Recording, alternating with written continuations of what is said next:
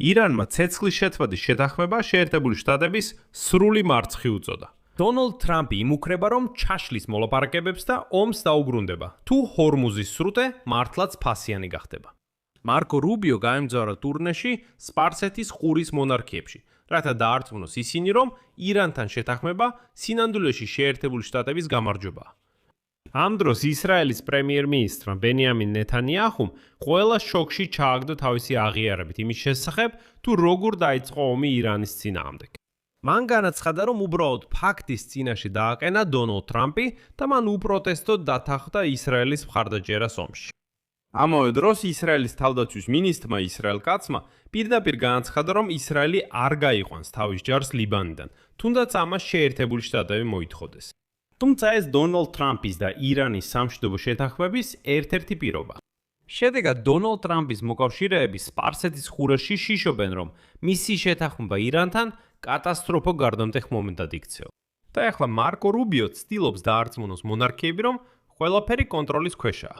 მიუხედავად იმისა, რომ კატარი, საუდის არაბეთი, ბაჰრეინი, ქუვეითი, არართაგაერთიანებული საამიროები კარგად ხედავენ, როგორ აწარმოებს ირანი მოლაპარაკებებს ომანთან, იმაზე თუ როგორ ერთად კვლავ გადაკეტავენ ჰორმუზის სრუტეს და აიღებენ ფულს თითოეული გემის გავლისთვის. და მიუხედავად იმისა, რომ დონალდ ტრამპი ამტკიცებს, რომ ეს არასდროს მოხდება, ირანი ამზადებს განხორციელების მექანიზმს. ხოლო სპარსეთის ყურის ქვეყნები აღარ ჯერათ აშშ-ის დაცვის, რადგან ირანმა შეინარჩუნა როგორც სარაკეტო პროგრამა, ასევე ყველა თავისი პროქსი ძალა. თანაც იღებს სანქციების მოხსნას და ყველა აქტივის გამბლოკას. მე მქვია ალექსეი პეჩი. მოდით ახლა ერთად ყველაფერი განვიხილოთ, ყველაფერში გავერკვეთ, ყველაფერს თავისი ადგილი მიუჩინოთ, მაგრამ სანამ დავიწყებთ, გთხოვთ, გამოიწერეთ არხი, დააჭირეთ ზარს და დაწერეთ თქვენი კომენტარი ამ ვიდეოს ქვეშ. მოკლედ, აშშ-სა და ირანს შორის შეთანხმება ბზარებს აჩენს. ირანის მთავრობამ მოლაპარაკებელმა მოჰამად ბაგერ გალიბაფმა აშშ-სა და ირანს შორის ჩარჩო შეთანხმება ამერიკის შეერთებული შტატების მარცხის დეკლარაციად მოიხსენია. დონალდ ტრამპმა გააფრთხილა, რომ დაუყოვნებლივ შეცვოც ირანთან ნებისმიერ მოლაპარაკებას, თუ დადასტურდება ხმები თეირანის გეგმებზე, არმუზის სრუტეში გამავალი გემებისთვის გადასახადების დაწესების შესახებ. მაგრამ გალიბაფის განცხადება შემაშფოთებლად ჟღერს ირანის, რუსეთსა და ჩინეთთან კავშირების ფონზე. შემდეგ გალიბაფის ციტატა. ისლამაბადის შეთანხმებები ირანსა და აშშ-ს შორის არ იყო ზეწოლისა და იძულების შედეგი, არამედ გაბედული ირანელი ხალხის წინააღმდეგობისა და ძალის შედეგი. დამოუკიდებელ ერებზე ნების თავსმოხვევის ეპოქა დასრულდა. მისი განცხადება გაკეთდა 60 დღიანი შეთანხმების ფარგლებში მიმდინარე ტექნიკური კონსულტაციების ფონზე. ირანელი და ამერიკელი მოლაპარაკეები კვლავაც ვერ თანხდებიან ძირითად გადაუწყვეტელ საკითხებზე. პირველ რიგში ჰორმუზის სრუტის მომავალსა და ირანში ბირთვული ინსპექციების რეჟიმზე. თუმცა შეგახსენებთ, რომ დონალდ ტრამპის ირანის წინააღმდეგ ომამდე ჰორმუზის სრუტის საკითხი საერთოდ არ არსებობდა. უბრალოდ ასეთი საკითხი არ იყო. ჰორმუზის სრუტე ღია იყო და საერთოდ არ განიხილებოდა საკითხი, იქნებოდა თუ არა იქ გადასახადები. აშშ-ის პრეზიდენტი დონალდ ტრამპი არ გაჩუმებულა. და აი გალიბაფის განცხადებაზე პასუხად განაცხადეს, რომ თეირანმა დაარწმუნა ვაშინგტონი, რომ ჰორმუზის სრუტეში გამავალი გემებისთვის არ იქნება. შემდეგ ციტირებ. არანაირი გადასახადი, არანაირი სადაზღვეო გადასახადი და არანაირი სხვა სახის ამოღება. გაფრთხილებთ. მან განაცხადა, რომ თუ ეს სიმართლე არ აღმოჩნდება, მოლაპარაკეები დაუყოვნებლივ შეწყდება. ტრამპმა ასევე განაცხადა, რომ განთავისუფლებული ირანული აქტივები ყურადღება დაიხარჯება მხოლოდ და მხოლოდ შეერთებული შტატებიდან სურსათის იმპორტზე. შემდეგ მოიყვან ტრამპის ციტატას. აშშ-ის ფინანსთა სამინისტროს მიერ გამბლოკილი თანხები და ან სანქციები გამოყენებული იქნება მხოლოდ და მხოლოდ სურსათისა და მედიკამენტების შესაძენად. მხოლოდ და მხოლოდ შეერთებულ შტატებში, მათ შორის სიმინდი, ხორბალი და სოია, ჩვენი დიდი ამერიკელი ფერმერებისგან. ამაზე ჟღერს არა, მაგრამ ირანის საგარეო საქმეთა სამინისტროს წარმომადგენელმა ისმაილ ბაგაიმ ეს პირობა უარყო. შემდეგ მოყავს მისი ციტატა. რაც შეეხება გათავისუფლებულ ირანულ აქტივებს, გადაწყვეტილებები მათზე მიიღება ისე, როგორც ეს ირანის ინტერესებს ყველაზე მეტად შეესაბამება. რაც შეეხება საქონლის შეძენას, ჩვენი, სოფლის მეურნეობის, სამინისტრო და სხვა კომპეტენტური ორგანოები ფასისა და ხარისხის მიხედვით იმოქმედებენ. შესაბამისად, ამ მხრივ არანაირი შეზღუდვა არ არსებობს. და ამის შემდეგ დონალდ ტრამპი თითქოს მან არ ისაუბრა რაიმე განსაკუთრებულობაზე, აცხადებს, რომ მას ბოლომდე სწორად ვერ გაუგეს. თითქოს მილიარდობით განთავისუფლებული აქტივებიდან ისე ელოდება, რომ ირანი ამერიკულ საქონელზე დაახლოებით 500 მილიარდს დახარჯოს. 1. ანუ ალბათ ჩვენ არასწორად ვიგებთ სიტყვა მხოლოდის მნიშვნელობას. ადრე მე მოვიყვანეთ ციტატა, სადაც ნათქვამია, რომ მხოლოდ ამერიკულ საქონელზე. ეხლა ამბობს, რომ თლად მხოლოდ არა, რა თქმა უნდა. ჩვენ განბლოკავთ იქ რამდენიმე 10 მილიარდ დოლარს და მათგან სადღაც დაახლოებით 500 მილიონს ირანელები დახარჯავენ ამერიკულ საქონელზე. შეიძლება არც დახარჯონ. ამასობაში ტვირთმზიდი გემების არმუზის სრუტეში გავლასთან დაკავშირებული სიტუაცია ბოლომდე გარკვეული არ არის. ამ დროისთვის გემები მართლაც გადიან სრუტეში, მაგრამ საკითხავია რა იქნება შემდეგ. და აქ ყველაზე საინტერესო ის არის, რასაც დონალდ ტრამპის მხარდამჭერები არ აღიარებენ. ალბათ გემების სრუტეში გავლაზე გადახდა მაინც იქნება. საკითხავია რა ფორმით იქნება ეს. და თვითონ ტრამპაც ამას მიანიშნა. ციტატა: მომდევნო 60 დღე განმავლობაში არმუსის სრუტეში ცეცხლის შეწყვეტის რეჟიმის პირობებში ნამდვილად არ იქნება არანაირი გადასახადი. და ეს გადასახადები არ დაწესდება ამ 60 დღე გასვლის შემდეგაც, თუ ისინი არ დაწესდება შეერთებული შტატების მიერ და მათი სასარგებლოდ. აქ ტრამპიც პირობს, რადგან ურთიერთგაგების მემორანდუმში მკაფიოდ წერია, რომ ირანი არ აიღებს გადასახადს გემების ჰორმუზის სრუტეში გავლაზე მხოლოდ 60 დღე განმავლობაში. ამ ცეცხლის შეწყვეტის რეჟიმის მოქმედებები. ამის შემდეგ გოლიაფ გალიბავმა იმან განცხადება გააკეთა სახელმწიფო მედიაში, სახელმწიფოსთვის, რომ ჰორმუზის სრუტე, ციტატა, არასოდეს დაბრუნდება ომამდელ პირობებში და რომ ირანი შეინარჩუნებს კონტროლს ამ საზღვაო გზაზე.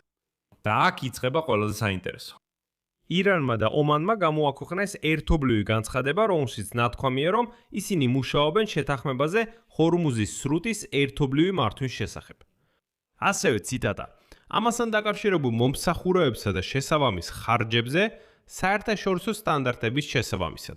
საკითხი იმაშია, რომ ირანმა და ომანმა პირველად საჯაროდ განაცხადეს თავიანთი სუვერენიტეტი ჰორმუზის სრუტის ტერიტორიულ წყლებზე. და მიანიშნებენ იმაზე, რომ რადგან ეს სრუტე ამ ორ ქვეყანას ეკუთვნის, სწორედ ისინი გადაწყვეტენ რა ბედიელის ამ სრუტეს, რამდენი ეღირება გავლა და ასე შემდეგ.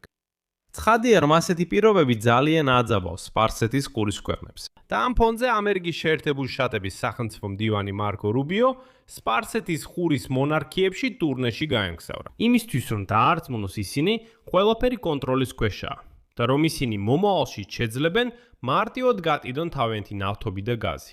აბუ-დაბიში გამოსვლისას რუბიომ განაცხადა, ციტატა: ეს არის საერთაშორისო საზღვაო გზა. არც ერთ ქვეყანას არ აქვს უფლება დააწესოს გადასახადები ან მოსაკრებლები საერთაშორისო საზღვაო გზაზე. რაც შეეხება სხვათა შორის ბირთვულ პროგრამას, აქაც საერთოდ არ არის პროგრესი. ტრამპმა განაცხადა, რომ ირანი სრულად დათანხმდა ბირთვულ ინსპექციებზე. ხოლო ირანის საგარეო საქმეთა მინისტრის მოადგილემ ქაზემ ღარიბაბადიმ ეს კატეგორიულად უარყო. და შემდეგ მისი ციტატა: არ არსებობს არანაირი გეგმა იმ ობიექტებზე ცდომის შესახებ, რომლებიც თავდასხმის ობიექტი გახდნენ, ან ბირთვულ მასალებზე. ეს საკითხები განიხილება მხოლოდ საბოლოო შეთანხმების ფარგლებში და დამოკიდებული იქნება მეორე მხარის, ანუ ამერიკის შეერთებული შტატების კონკრეტულ ნაბიჯებზე ყველა სანქციის სრულად მოხსნის მიმართულებით. ანუ გესმით, ირანი მკაფიოდ აყენებს პირობებს. ის ამბობს, დონალდ ტრამპი. შეეხო დაიწყე ეს ომი იმისთვის, რომ ჩვენ ბირთვული პროგრამა არ გქონოდა. ხო და ან საკითხს მერე განვიხილოთ. ეხლა არა, ზუსტად ეხლა არა. ჯერ ყველა სანქცია მოხსენი, მოაწყე, როგორც უკვე დაგვპირდი, საინვესტიციო ფონდი 300 მილიარდი დოლარის ოდენობით. გაათავისუფლე ყველა აქტივი და მერე ვილაპარაკეთ იმაზე, რა იქნება შემდეგ ბირთვულ პროგრამასთან დაკავშირებით. გრძელდება ომი ისრაელსა და ლიბანის მოძრაობა ჰეზბოლას შორის. ირანის მოკავშირეებიც ერთ-ერთ გადაუჯრო პრობლემად რჩებიან. თეირანი ამტკიცებს, რომ საბრძოლო მოქმედებების შეწყვეტა ლიბანში არის მთავარი პირობა აშშ-თან საბოლოო შეთანხმების მისაღწევად. მაშინ, როცა მოქმედი ჩარჩო შეთანხმება მოიცავს, როგორც წერია, ყველა ფრონტს, მათ შორის ლიბანს. ისრაელი რილეობდა უარყოფს ასეთ ინტერპრეტაციას და ამბობს, რომ მოусმინეთ, აშშ-სა და ირანს შორის ომი თქვენი საქმეა. ისრაელისა და ლიბანის ომი ჩვენი საქმეა. ნუ ურევთ ამ ორ ისტორიას. ისრაელის საგარეო საქმეთა მინისტრმა გედეონ საარმა, რომელიც 4 შაბათს თელ-ავივში საერთაშორისო კონფერენციაზე გამოდიოდა, განაცხადა, რომ მარტის შემდეგ ჰეზბოლამ ისრაელის მიმართულებით 7000-ზე მეტი რაკეტა, რაკეტული ჭურვი და უპილოტო აპარატი გაუშვა. ამიტომ ისრაელი არ აპირებს ამასთან შეგუებას. ისრაელის თავდაცვის მინისტრმა ისრაელ კაცმა განაცხადა, რომ მისი ქვეყანა არ აპირებს სამხრეთ ლიბანში უსაფრთხოების ზონის დატოვებას. მიუხედავად იმისა, რომ ეს შეიძლება მოითხოვონ აშშ-მა ან სხვა საერთაშორისო პარტნიორებმა. მან პირდაპირ თქვა: მოусმინეთ, ჩვენთვის სულ ერთია ტრამპის რომელიმე შეთანხმება. ჩვენ არ ვაპირებთ ისრაელის ჯარების გამოყვანას ლიბანის სამხრეთ ნაწილიდან, რასაც არ უნდა ითხოვდეს დონალდ ტრამპი, როგორც არ უნდა აბაკუნებდეს ფეხს.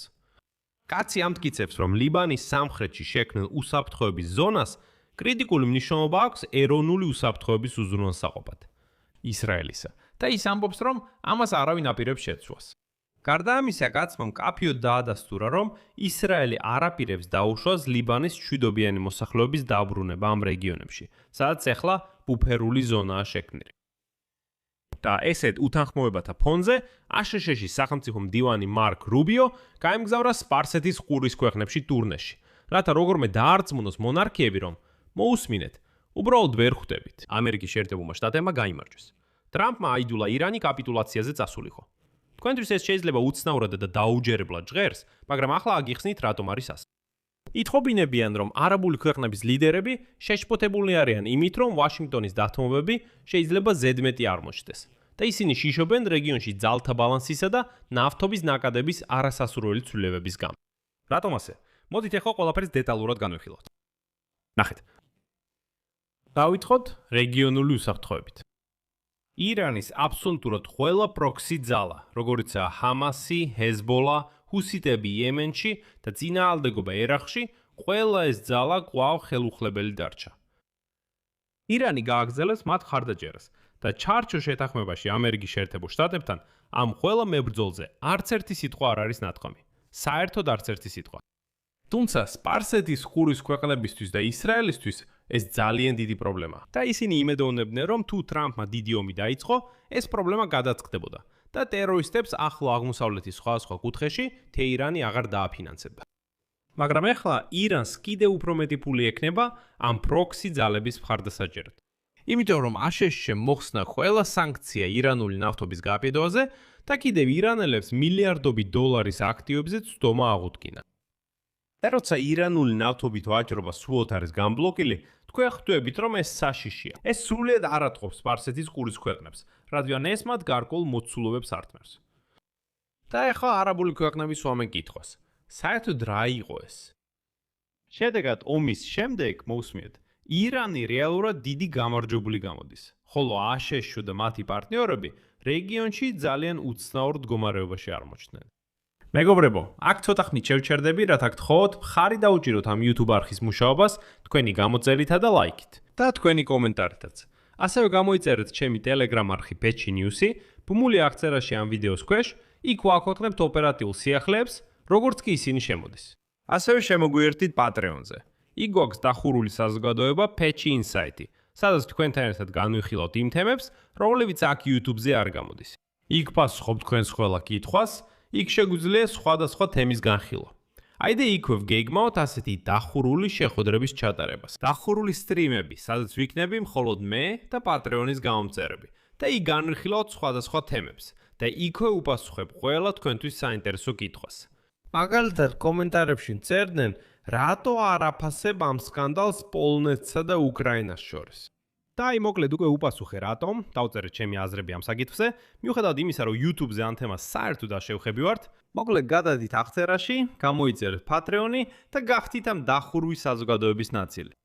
მარკო რუბიო უკვე შეხვდა მოკავშირეებს, სამშაბათს გაერთიანებულ არაბთა ემირატებში, რის შემდეგაც გაემგზავრა ქუეითსა და ბაჰრეინში, სადაც გამართავს მოლაპარაკებებს სპარსეთის ყურის არაბული სახელმწიფოების თანამშრომლობის საბჭოსთან. ეს არის მონარქიების გაერთიანება, რომელშიც ასევე შედიან საუდის არაბეთი, კატარი და ომანი. ამ საბჭოს ყველა 6-მა ქვეყანამ ლოგისტიკური მხარდაჭერა გაუწია ამერიკელ სამხედროებს ამერიკა-ისრაელის კონფლიქტის დროს ირანთან, რომელიც 4 თვის წინ დაიწყო და შედეგად თავადაც ირანის ავიაიერიშების მსხვერპლი გახდნენ. და ახლა სპარსეთის ყურის მონარქიების ზოგიერთი ლიდერი პირად საუბარში გამოხატავს იმედგაცრუებას ამ წინასწარი შეთანხმებით. მემორანდუმი აშშ-სა და ირანს შორის შეიძლება გახდეს გზა აშშ-სა და ირანს შორის ურთიერთობის ნორმალიზებისკენ, რომელიც უმეტესად შიიტური ქვეყანაა, ხოლო უმრავლესობა სუნიტია. ირანს რეგიონული ქვეყნები თავის მთავარ მოწინააღმდეგედ მიიჩნევენ. და აი მათ თვალწინ მათი მთავარი მოკავშირე შეერთებული შტატები ცდილობს დაამყაროს ურთიერთობები მათ მთავარ მოწინააღმდეგესთან, ირანთან. და უნდა გვახსოვდეს, რომ შეიხების აზრს ამერიკელი პოლიტიკოსებისთვის დიდი მნიშვნელობა აქვს. გაერთიანებულ არაბთა ემირატებში, საუდის არაბეთში, კატარში, ქუვეითში და ბაჰრეინში განთავსებულია ამერიკული სამხედრო ბაზები, რომლებიც თავის მხრივ შეერთებული შტატების უსაფრთხოების არქიტექტურის საფუძველს წარმოადგენს ახლო აღმოსავლეთში. თუ ამ ქვეყნებიდან რომელიმე გადახედავს უსაფრთხოების სფეროში ურთიერთობებს ვაშინგტონთან, ეს შეიძლება მნიშვნელოვნად იმოქმედოს აშშ-ის სამხედრო სტრატეგიაზე რეგიონში. და ახლა მარკ რუბიოს სჭირდება რეგიონალური მოკავშირეების დამშვიდება, ისე რომ არ გააკრიტიკოს ტრამპის შეთანხმება ირანთან. და როგორც აცხადებენ რეგიონული წყაროები, მემორანდუმის კონკრეტულმა პუნქტებმა აშშ-სა და ირანს შორის რეგიონალური ლიდერები უბრალოდ გააოცა. ერთ-ერთი ძირითადი შეშფოთების წყარო არის ირანის ბალისტიკური რაკეტები. მთელი კონფლიქტის განმავლობაში დონალდ ტრამპის ადმინისტრაცია აცხადებდა, რომ ირანის სარაკეტო პოტენციალისა და სარაკეტო პროგრამის განადგურება სამხედრო კამპანიის ერთ-ერთ მთავარ მიზანს წარმოადგენს. ეს ემთხვეოდა სპარსეთის ხურის სუნიტური სახელმწიფოების ინტერესებს. რადგან შეერთებული შტატებისგან განსხვავებით, ისინი ყველა ირანის ბალისტიკური რაკეტების მოქმედების არეში არიან და უკვე განიცადეს დარტყმები. ამიტომ ყველა მონარქია იმედოვნებდა, რომ თუ ტრამპი ომს იწყებს და თანაც საჯაროდ აცხადებს, რომ გაანადგურებს სარაკეტო პროგრამას, რა თქმა უნდა, მათ ამ ომს ხარი დაუჭირეს. თუმცა მემორანდუმში ეს თემა საერთოდ არ არის ნახსენები. ხოლო თავად დონალდ ტრამპმა თქვა, რომ თეირანისთვის ასეთი იარაღის წართმევა უსამართლობა იქნებოდა. მან განაცხადა, რომ მოусმინეთ, თუ საუდის არაბეთს მაგალითად აქვს რაკეტები, როგორ შეიძლება დაუშვას, რომ ირანს ასეთი რაკეტები არ ქონდეს. ის ამბობს, რომ ასე არ მუშაობს. საკითხავია, მაშინ რატომ გააღებირი და რატომ ლაპარაკობდი, რომ მათ სარაკეტო პოტენციალს გაანადგურებდი. მაგრამ ალბათ არ უნდა გაეკეთებინა ესეთი განცხადებები დონალდ ტრამპი. აი, დოკუმენტი, ურთიერთგაგების მემორანდუმი შეგახსენებთ, ასევე ითვალისწინებს ირანის ისლამური რესპუბლიკის აღდგენის ფონდის შექმნას 300 მილიარდი დოლარის ოდენობით, რაც მეზობელ ქვეყნებში შეშფოთებას იწვევს. მათი აზრით, ამ ინვესტიციების წყალობით ირანს შეუძლია გაზარდოს, იცით რა თქმა უნდა, სამხედრო პოტენციალი და გააძლიეროს ისეთი დაჯგუფებების ხარდაჭერა, როგორიცაა ჰიზბალა, რომლებიც რეგიონს დესტაბილიზაციას უქმნიან. წარმოიდგინეთ, მათთან უბრალოდ ფულის ნაკადები წავა.